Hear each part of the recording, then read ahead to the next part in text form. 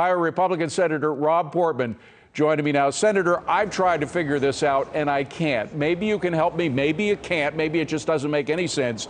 But PDVSA, which is this terribly run oil company, the state-run oil company in Venezuela, used to make about 2.5 million barrels a day. Now it makes 700,000 barrels a day because it's so badly run. It does so in a very dirty fashion. And we're going there making a deal for 1 million barrels a day. They only make 700,000 a day, and most of that is used for domestic consumption. How are we going to get 1 million barrels out of that? Yeah, it's you couldn't make it up, David. I mean, here we have an administration that has had a war against fossil fuels and particularly stifling the production of oil and gas production in the United States. And yet they seem to be interested in increasing production from countries that are, in the case of Venezuela, very aligned with Russia right now, at a time when we're trying to put sanctions on Russia. And here we have Maduro as one of Russia's great allies. And as you said, it's going to be dirtier. By the way, the Russian oil was also dirtier. That never made sense either for us to stop U.S. production and then bring in Russian oil, which is produced in a way that is dirtier, but also has to come, by ship to the United States, which creates more CO2. So it doesn't make sense. What we should do is we should be producing our own natural resources here in this country in the responsible way that we can, and we should be relying on countries like Canada. People forget about Keystone XL pipeline, which was more oil, by the way, that was coming in from Russia. That was canceled by this administration after billions of dollars of investments, which again has a stifling effect on investment in oil and gas when you've made those kind of commitments and the rug is pulled out from under you. We had the premier of Alberta on yesterday. He is desperate. He was in Washington trying to find some deal-making ability, at least. And there were people, I imagine, in the Senate that were very open to the idea of getting more oil from Canada. It's produced in a cleaner fashion. You don't have to deal with shipping. You have pipelines there, but this administration seems to want to kill any deal either in the United States or even with Canada.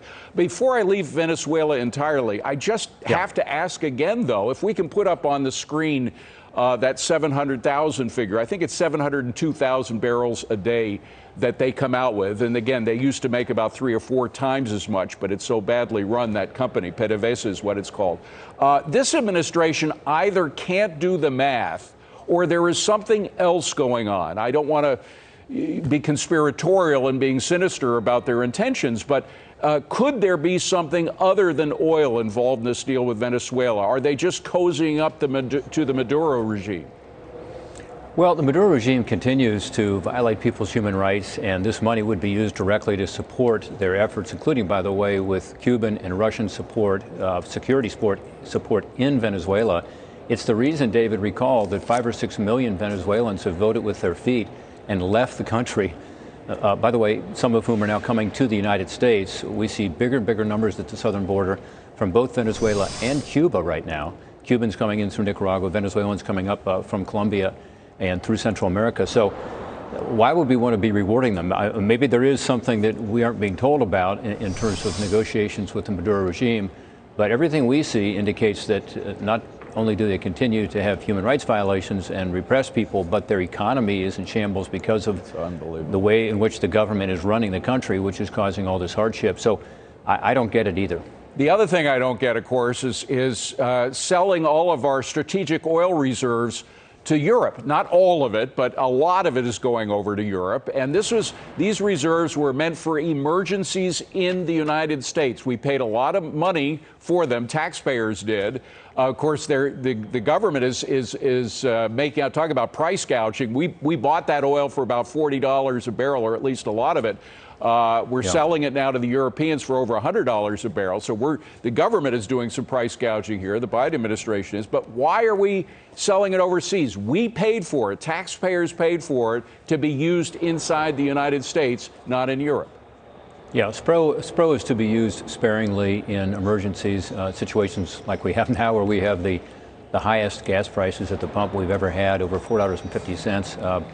I filled up over the weekend, and once again you see that getting to $100, and you're like, oh my gosh, how can anybody afford this? If you're on fixed income, if you're a senior, if you're a young person, if you're someone who commutes to work, oh my gosh, I don't know how people can afford it. On top of higher prices for utilities and food and clothing and everything else. So that's what it's supposed to be for, and it's supposed to be temporary, to alleviate these kinds of emergencies, and then you refill it again, and this time they're going to have to refill it with very expensive gasoline. Senator Portman, we can't ignore the markets, which are tanking today, and a lot of it has to do with what's happening with some real bellwether stocks, stocks that really represent the economy, like Walmart, like Target, like Lowe's. Is that what is weighing most on voters' minds right now? I mean, we talk about Venezuela, we talk about the war in Ukraine, but really when you get down to it, it's the pocketbook issues which were motivating voters yesterday, for example, no?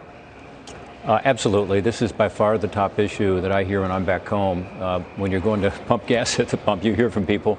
But it's inflation on everything, not just gasoline, but on everything. People are looking at their utility bills and thinking, oh my gosh, what can I do? So it's by far the top issue. You saw big turnouts yesterday, as we did in Ohio at our primary, which was a week ago. We're seeing people interested, particularly on our side of the aisle. We had much bigger turnout on the Republican side than on the Democratic side, as an example, in Ohio. So people are concerned, they're expressing themselves. I will say with regard to gas prices, when the president and the administration blame Ukraine, we have to realize that the vast majority of these hikes in gasoline, by the way, a 92% increase in the price of gas at the pump since the Biden administration took office, the vast majority happened before there was any invasion of Ukraine. Yeah. It is part of this inflationary spiral that started with so much domestic spending that was stimulating the economy, as Democratic former Treasury Secretary Larry Summers warned, and many of us warned at the time, on top of the supply issues, which were somewhat COVID-related and internationally related. But the supply issue is also about energy. So if you do more to encourage energy production in this country, you'll help on the supply side. So anyway, that's the issue, and I think voters get it. I'm way over time, but very quick last question. Are we going to have a recession before the election? Well, we had a negative growth in the last quarter, as you know, and if we have another quarter of negative growth, that technically is a recession. I don't know, no one does, but I would say when you look at the numbers right now and you look at what the Fed is doing, raising interest rates, which they have to do to try to calm inflation, the effect that's going to have on consumer spending, and you mentioned these stocks being down today that are very consumer oriented, I think it's more likely than not that we're going to have another quarter of economic growth that is negative. Wow. Senator Rob Portman, thank you very much for being here, sir. Appreciate it. Thanks, Dave. Coming up, what